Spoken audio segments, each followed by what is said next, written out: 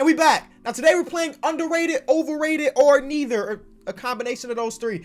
It's something I've been kind of putting off for a while because I honestly just hate calling players overrated. I usually don't even look at players like that, but I'm going to try my best to give y'all 100% my personal opinions on these 30 NBA players. But again, these are all my opinions. You may think somebody's underrated and I said overrated or vice versa. Let me know in the comment section below. Leave a like on the video for freedom of thought.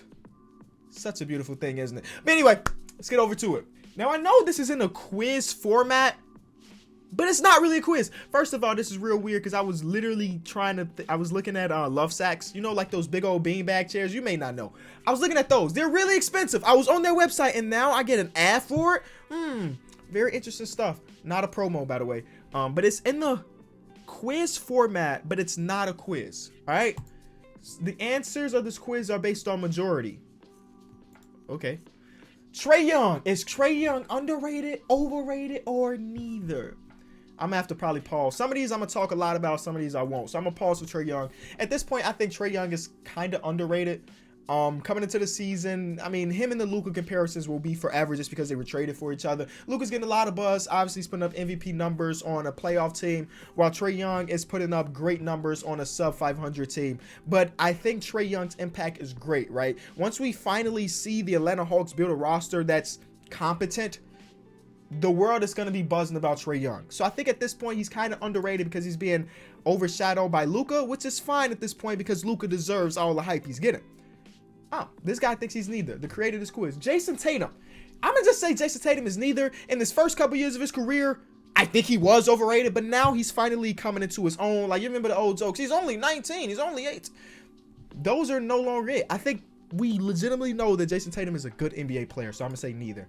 And this guy says he's overrated. Spencer Dinwiddie is extremely underrated, and I think he's really showing that to the world right now with Kyrie Irving being out, hitting game-winning shots, 25-point games, 30-point games, being the leader that the Brooklyn Nets need right now. Now, there's some interesting stuff going on with him because I've seen people on NBA Twitter throw his name in the trade machine because he's playing so well right now, they could potentially trade him for a piece that can help Kyrie and KD for next year. I'm not saying it's going to happen, but it's an interesting thought because Spencer Dinwiddie is good enough to start on a decent amount of teams in the NBA. Hell, we'll love him here in Chicago as our starting point guard. There's a few teams like that. So I would say he's underrated. Terry Rozier is neither. Oh, he's overpaid. This is something super important. There's a difference between overpaid and overrated. There's a huge, is Terry Rozier overpaid? Yes. He's not even the best point guard in his roster, but I don't think he's overrated either because the whole world knew that was an overpay. Now, if there's people out there saying, let Terry Rozier about to have a great season, they're maybe overrating him a little bit. You know what I'm saying? So yes, he is overpaid, but I don't think he's overrated. Lowry at this point, that's my opinion at this moment. I'm not trying to argue with other Bulls fans. That's what I'm thinking. Colin Sexton, I think, is neither because, I don't really hear people talking about Colin Sexton other than just the Cavs fans that I know. I like Cavs fans because they're not one to blow things out of proportion, right? You see people of fans, like, for example, I guess a great example would be Larry Marketer, right? Larry Marketer's rookie season, we thought he was about to be the second coming of Dirk. We were being kind of crazy in our brain. And Colin Sexton had a very good rookie season, but I didn't really see people out there calling him the next Kyrie Irving. You know what I'm saying? So I like Cavs fans because they're usually down to earth and they understand Colin Sexton is decent, but right now I wouldn't say he's underrated or overrated. Kristaps, we'll skip for now. Jokic is neither. I think we got to the point where everybody understands how good Jokic is. Blake Griffin is getting to the point where he is underrated. He's coming back from his injury, slowly getting back into tuning things. Last time I checked, he was averaging like 21, which is good for Blake. The team is not winning really, but I know that if somebody were to trade for Blake and he's on a contending team, he would impact that team dramatically. Draymond Green is neither. I don't think he's overrated because when it matters, when it's time to play basketball in the playoffs, Draymond Green brings it all. And he's one of the best playoff players we have ever seen. Don't bring me his PPG, his rebounds, but that's irrelevant. Watch some games. Clint Capella, I think he's underrated. Victor Oladipo. Victor Oladipo was an all NBA player. So I would say he's neither overrated or underrated. He's properly rated. Okay, got it. Patrick Beverley. Shout out to my Chicagoan baby. I got nothing but love for Pat Bev. But honestly, what Russell Westbrook said a few weeks ago, that Patrick Beverley's just all over the place, all these antics. I love Pat Bev though. Cal Kuzma. Lakers fans, don't come after me. That's my opinion. I love Kuzma as a person. You know, his social media game is crazy, but he's not very great. Could he have explosive games? For sure. He is a microwave where he'll hit two and you'll be like, oh, it's a Cal Kuzma game. But if he missed those first two, you're like, oh, okay, he's probably playing 15 minutes tonight, because if he's not scoring, he's not helping your team. Sharon Jackson Jr., I think he is underrated. Jimmy Butler is underrated as well, because he's not a superstar, but he has sometimes superstar type impact. Like, for example, the Miami Heat were not a playoff team last year. They add Jimmy Butler, and boom, they're one of the best teams in the Eastern Conference. That's why I would say underrated. Eric Bledsoe, extremely. Oh my God, this man said Eric Bledsoe is extremely underrated in the regular season. Once we get postseason, I'm not worried about Eric Bledsoe. But right now, so far this season, I mean, my homie brought this to my attention. Eric Bledsoe's having like an all-star type year so far this season. So I would say at this moment, he's a bit underrated, especially if these people think he's overrated. You get what I'm saying? Karl-Anthony Towns, underrated. He's making noise to be the best center in the league right now. At least this season, I think he's been the best center in the league. And then last year, people had him ranked 4th and 5th. You know what I'm saying? They had him after Jokic, Embiid, Rudy Gobert. It was him. Brandon Ingram. The world is starting to wake up on BI. I'm going to say he's underrated at this point. Last time I checked, he was averaging 25 points per game, shooting extremely efficiently from the three-point line, something he has never done before until this year. So I think he's underrated. Frank Ntilikina.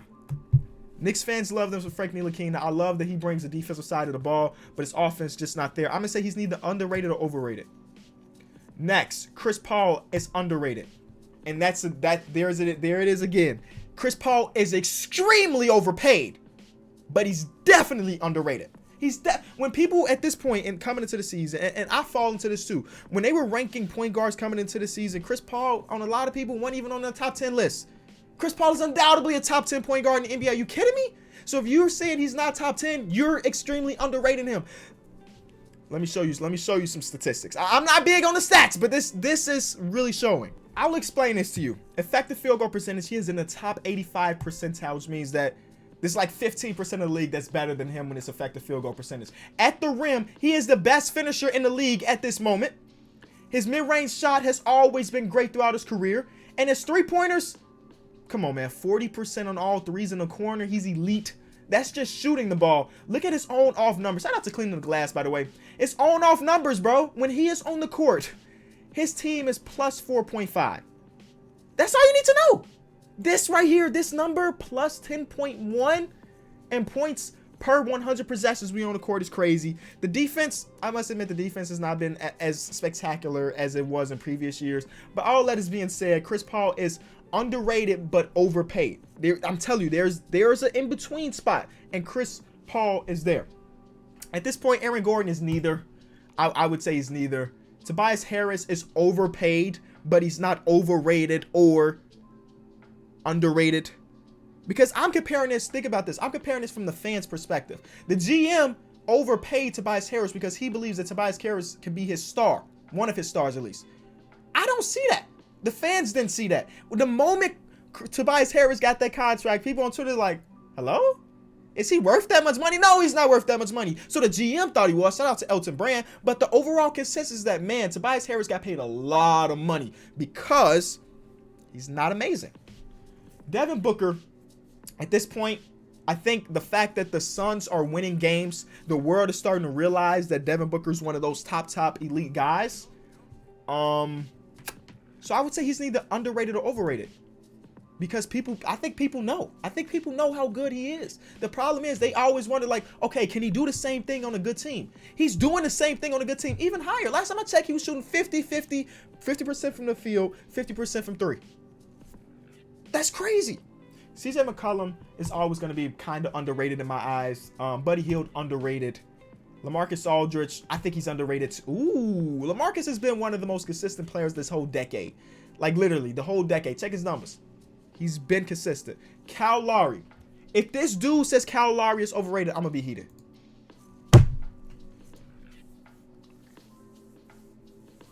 Listen. Like the people that follow the channel for a long time, you know that there is a balance between statistics and the eye test.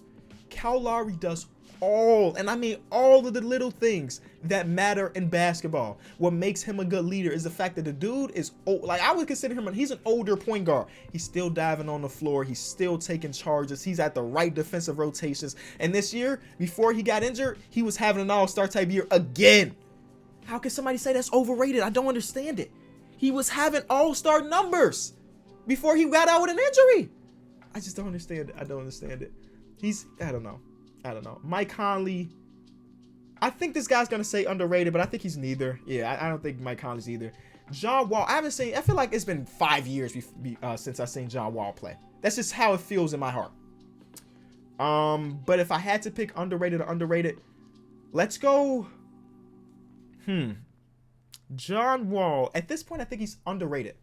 Overpaid, but underrated. And lastly, Kristaps. Kristaps such a weird case because he's coming back after not playing basketball for 600 days. So, of course, he's not going to be good. You know, of course, he's not going to be great. He's been good. Of course, he's not going to be great. So, I'm going to say he's neither. Either way. And I hope you understand the whole overrated versus overpaid thing.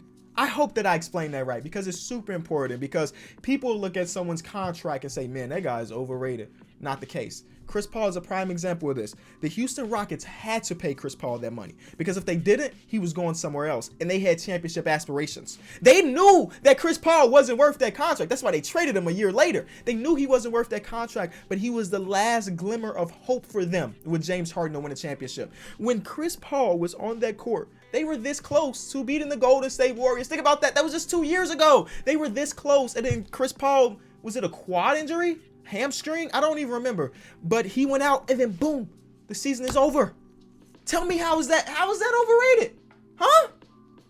Either way, I hope you did enjoy the video. If you did, leave it a like. If you hated the video, dislike it. Dislike it. If you hated everything about this video, there wasn't one thing that you enjoyed, dislike the video.